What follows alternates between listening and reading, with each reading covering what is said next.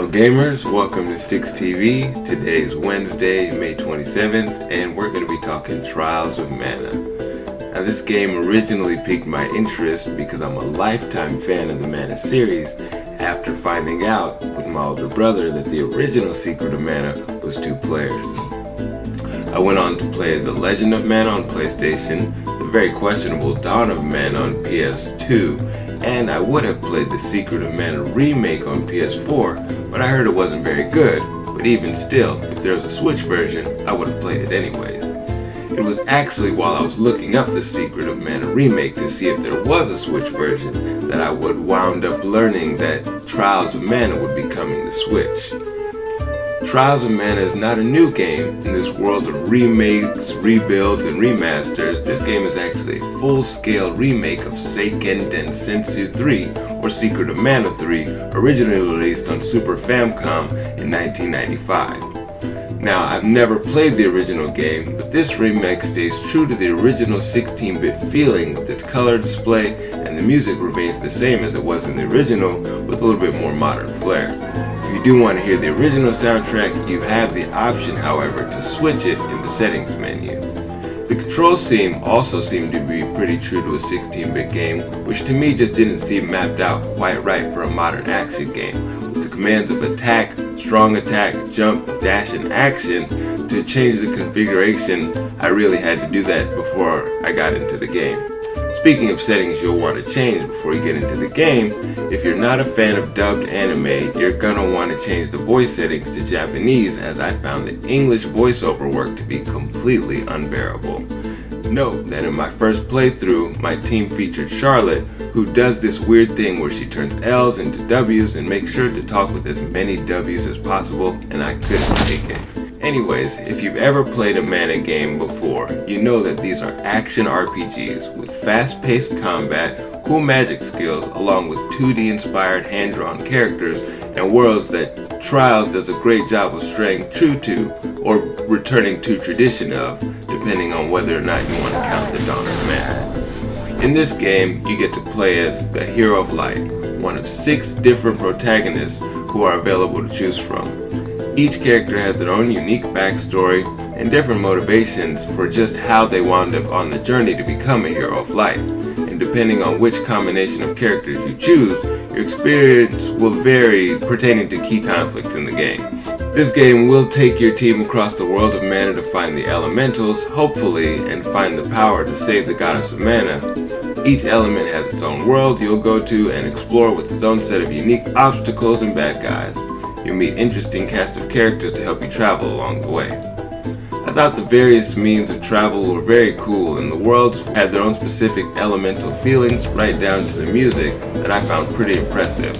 Obviously, this is a remake of a Super Nintendo game, and I felt it did a good job of making the levels feel like scaled up versions of the originals, but as a result, most of the traps and hurdles that you'll encounter along the way are nothing more than minor inconveniences that would only impact you if you were still a 9-year-old when you played this game in 2020.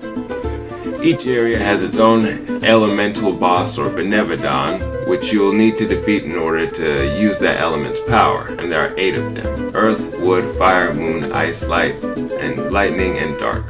Progression is based on a class system. You are given points to level up, which can be used in training in one of your stats: Strength, Intelligence, Spirit, Luck, and Stamina, which you can use to open up certain class skills for those respective stats. As you level up, you receive more class strikes, which were personally my favorite part of the game. Class strikes are powerful trump card style moves that can be used after you build up your CS gauge using strong and charge attacks. You will eventually learn 4 class strikes costing anywhere from 100 to 400 CS. I found the class strikes to be super rewarding, both in their presentation and their overall effectiveness. They're flashy, they're fast-paced, and there's few experiences I've had this year more rewarding than crushing a boss with a class strike. They're very cinematic, and you'll love them. You'll earn class strikes as you progress through the game, but note that they aren't attached to your level, so there's no amount of grinding that you'll be able to do to unlock all of your class strikes before reaching certain points of the story and receiving certain class items. Now, speaking of the story, this is an RPG, so that's the point of this, right? Honestly, I didn't find the story to be too engaging at all. I will note that I played my run as Kevin and seems to just be a nod to Goku and doesn't have much depth to him at all. Combined with that and the other character stories, I got the impression that all of the characters served more as placeholders for many of the game's events, but they themselves don't have much going on. But as this is an action RPG, I guess we're not too much here for the story. In regards to action, it certainly does deliver.